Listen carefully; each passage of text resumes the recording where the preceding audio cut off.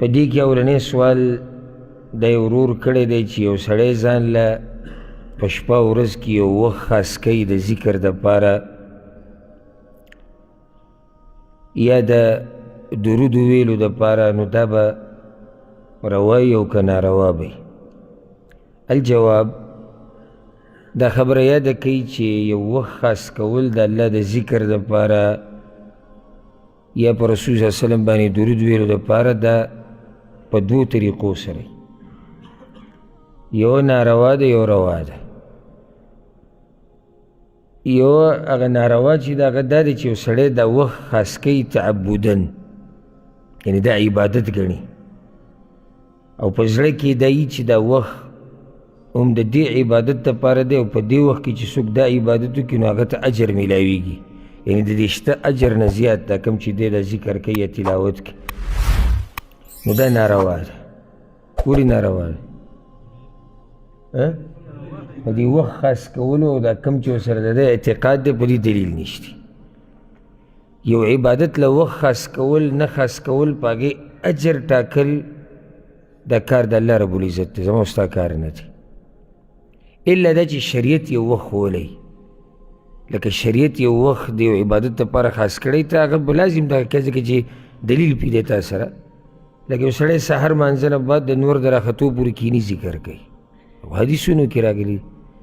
یو سړی د ماښام نه ماسخوتنه پورې ناست ذکر کوي ځکه چې بعضو علماو د رای مطابق د ماښام د اذکار چې دي د ماښام مانځه نه بعد هم ویلی شي. یا یو سړی ناست دی د جمعې په ورځ د مازدیګر د مانځه نه بعد د ماښامه پورې دعاګانې غواړي، اذکار کوي ځکه چې هلته حدیث کې راغلي چې دې کې یو وخت دی چې د الله نه څه غواړي هغه قبلي. داسې قسمه وختونه خاص کول او هغې کې کېناسته دا خو عبادت دی ځکه چې شریعت نه پې دلیل دی. خو د دې نه علاوه یو وخت خاص کول د عبادت په نیت دا بدعت دی.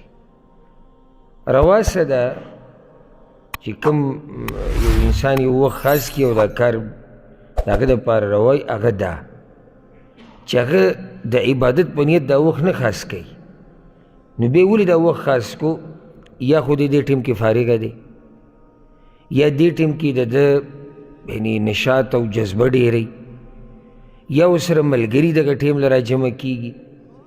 لکه ګوره د پخوانه دا سلسله را روانه ده د هغه صحابه کرامو د دور نه د اوسه پورې، لکه د درس وخت زموږ د وخت وګوره موږ دلته راجمع کېږو نه ماسخوتن مانځه نه بعد، خو موږ دا نه وایو چې دا درس فضیلت د ماسخوتن د مانځه نه بعد ډېرېږي یا په دې الله زیاتي اجر ورکوي که موږ دا درس ماسپښین وکړو د هغې نه به زیاتي نه، خو بس دا وخت مناسب دی، ملګري فارغوي دا ټیم موږ کینو درس وکړو. یا څه ملګري را جمع کېږي د قرآن د یادولو دپاره چې راځي یو ځای به کینو قرآن به یادو، نو یو سړی اوس لګیا دی هغه دا ټیم ځان له خاص کړی دی چې د ماسپښین د 2 نه مازدیګر د 3 پورې اذانه پورې هغه کیني ذکر کوي د الله. موږ دې تپوس وکړو ته ولې داسې کې ولې دا وخت خاص کړی دی؟ نو هغوی ما په دې نه دی خاص کړی چې یعنې دا یو د دې ځان له فضیلت دی یا دا ځان له عبادت دی، نه، ما خاص کړی په دې دی چې ما سره فارغه وخت دا دی. نو په داسې حالاتو کې دا وخت خاص کول بیا څه دي؟ روا دي، ناروا نه دي. ناروا کېږي به هله چې کله دی دا وخت خاص کول څه وګڼي؟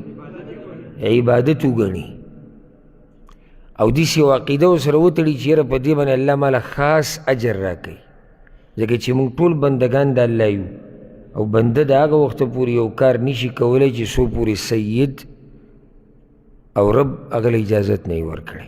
نو ما ورته په دین کې د ځان نه ټانکې نشو لګولی. او هره جمعه په خطبه کې تاسو اورئ وخیر الهدي هدي محمد صلی الله علیه وسلم، غوره لار هغه د رسول صلی الله علیه وسلم لار ده، بله لار نشتي چې ما ورته په هغې باندې لاړ شو.